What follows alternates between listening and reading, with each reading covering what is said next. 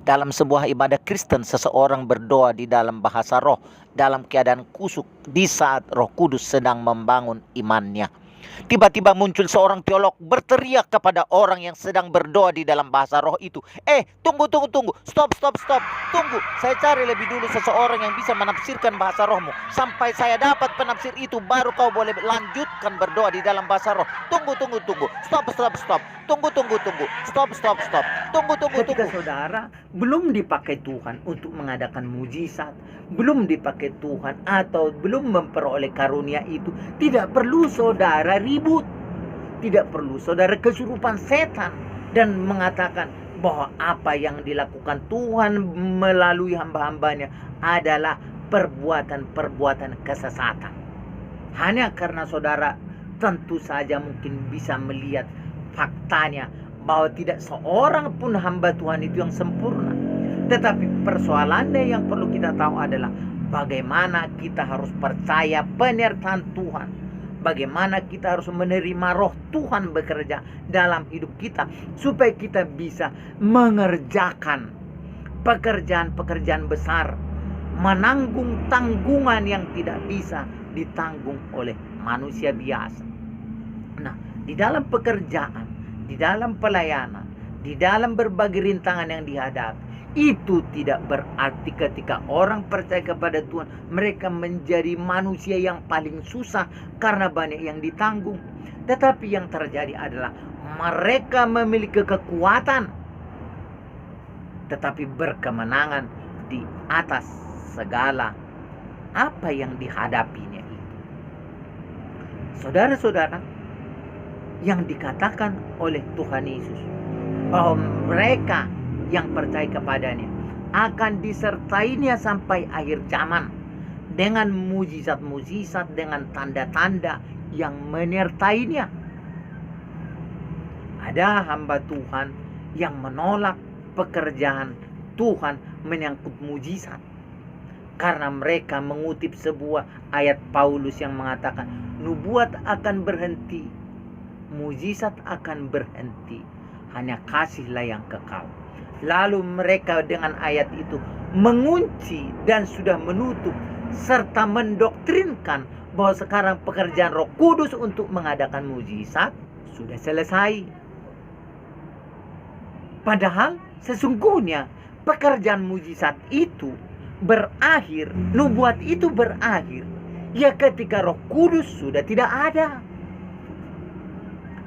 Ketika bumi dan langit dan segala isinya ini berakhir, maka tentulah tidak memerlukan mujizat, tidak perlu Roh Kudus, tidak perlu karunia-karunia Roh Kudus. Tetapi Yesus berkata, aku menyertai kamu sampai akhir zaman. Jadi penyertaan Roh Kudus itu sampai akhir zaman, kesembuhan sampai akhir zaman, mujizat sampai akhir zaman, kekuatan ilahi yang spektakuler sampai akhir zaman. Bukan seorang teolog yang menutup pekerjaan Roh Kudus itu. Seberapa sebanyak pasir pun pengikutnya, atau banyak pun orang mengakuinya, pengakuan manusia dan karena ada pengikut manusia sesama manusia tidak mengubah apa yang pernah Yesus katakan. Karena firman Yesus tidak pernah berubah, adalah merupakan patokan kebenaran.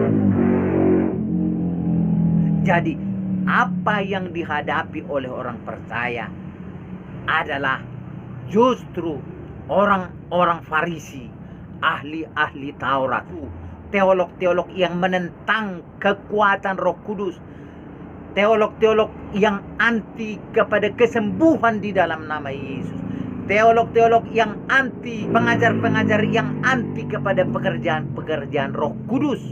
Saya tidak mengatakan bahwa semua mujizat itu adalah pekerjaan Roh Kudus. Saya tidak mengatakan semua roh itu adalah roh dari Tuhan. Tetapi patokannya adalah apa yang Tuhan katakan. Ada salah satu contoh yang mengajarkan bahwa setiap terjadi bahasa roh, ketika tidak ada yang menafsirkannya, maka itu sesat. Padahal dia tidak tahu. Tidak semua peristiwa adanya bahasa roh itu memerlukan penafsiran. Sebab dikatakan di dalam 1 Korintus 14 pada bagian awal bahwa ada orang yang berbahasa roh untuk membangun imannya, dia mengucapkan hal-hal yang rahasia. Dia mengatakan hal-hal yang rahasia karena menyangkut kepentingan iman dari seorang pribadi. Tetapi di dalam ayat 27 dikatakan, biarlah 2 atau 3 orang yang berkata-kata dengan bahasa roh, dan biarlah ada yang menafsirkannya. Tentulah itu karena bahasa roh yang bersifat nubuat untuk kepentingan jemaat. Maka perlu jemaat mendengarkan tafsirannya supaya mereka mendengar pesan itu. Tetapi itu adalah harapan. Itu adalah pergumulan. Tetapi tidak berarti ketika Yesus memberikan Roh Kudus, karunia Roh Kudus kepada seseorang, lalu dia berkata-kata dengan bahasa roh. Lalu, tunggu dulu. Belum ada yang menafsirkan. Loh. Kalau ada yang menafsirkan atau belum ada, itu bukan urusanmu. Oh Yesus, saya tidak mau dulu berbahasa roh karena belum ada yang menafsir. Cari dulu. Begitu. Ketika orang berbahasa roh, lalu rohnya berkata-kata kepada Allah, dan roh itu, kehadiran roh itu adalah inisiatif Allah. Bagaimana sudah mengatakan? Tunggu dulu, jangan berbahasa roh dulu. Tunggu dulu ada yang menafsirkannya. Tunggu dulu ada yang menafsirkannya, baru kau boleh berkata-kata dengan bahasa roh. Tunggu.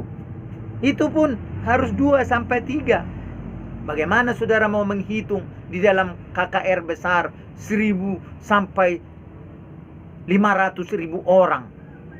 Bagaimana saudara mau mengelola pelayanan itu? Udah berapa orang itu berbahasa roh? Hah?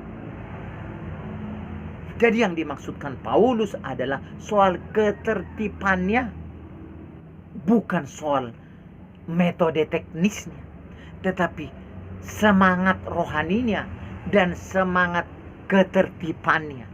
Mari kita jangan terpengaruh dengan belokan-belokan yang dibuat iblis untuk menolak Roh Kudus.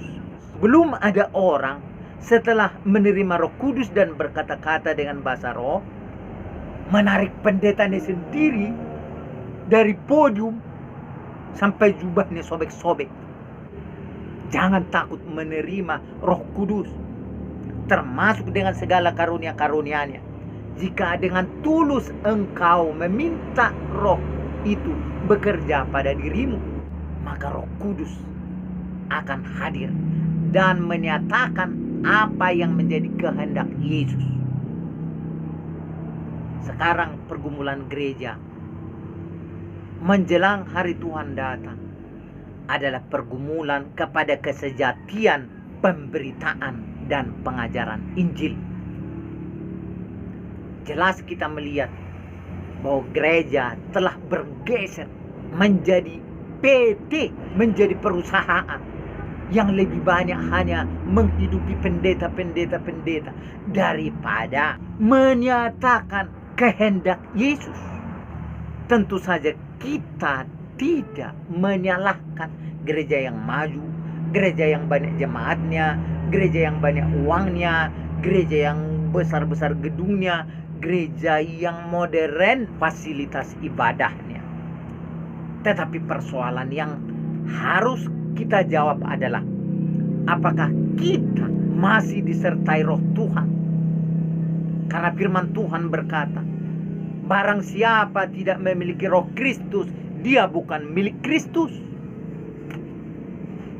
Kalau kita hanya memiliki roh manusia, kalau kita hanya memiliki roh teologi, kalau kita hanya memiliki roh budaya gereja, kalau kita hanya memiliki roh etika dan sopan santun belaka yang ukurannya dari polisi, yang ukurannya dari budaya, yang ukurannya dari kata-kata manusia, yang ukurannya dari ucapan orang bergelar, yang hanya tertulis di dalam kertas yang mudah terbakar.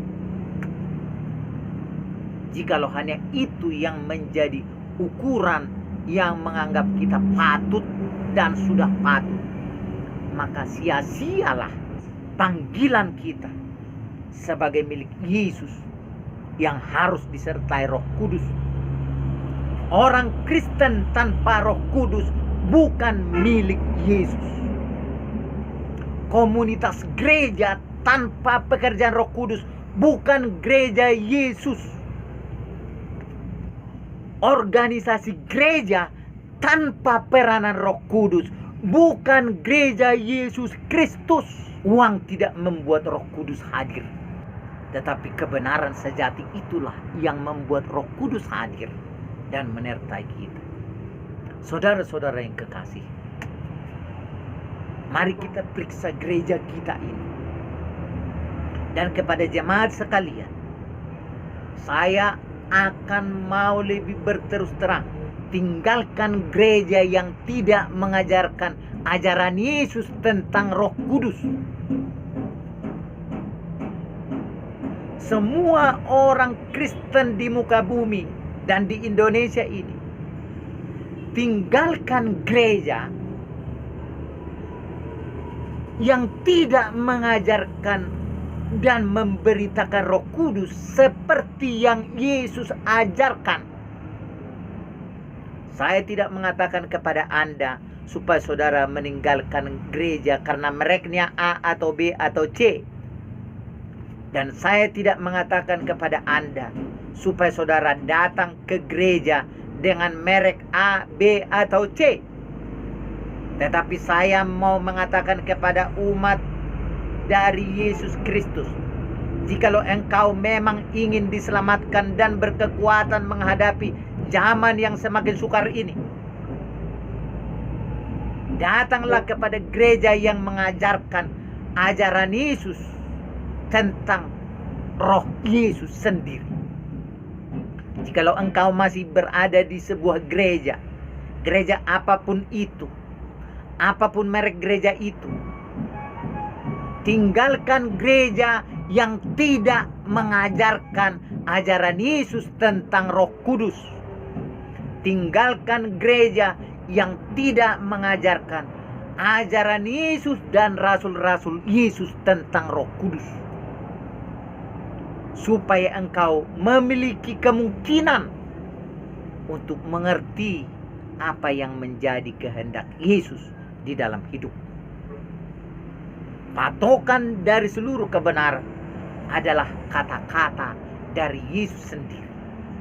Patokan dari seluruh kebenaran adalah hanya datang dari jalan dan kebenaran dan hidup. Selamat datang di gereja-gereja yang mengajarkan ajaran Yesus tentang Roh Yesus.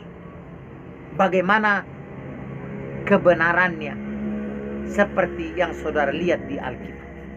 Saya tentu saja tidak mengajarkan kepada kita untuk datang kepada aliran tertentu, melainkan datang kepada aliran gereja yang dialiri oleh aliran-aliran ajaran Yesus secara utuh.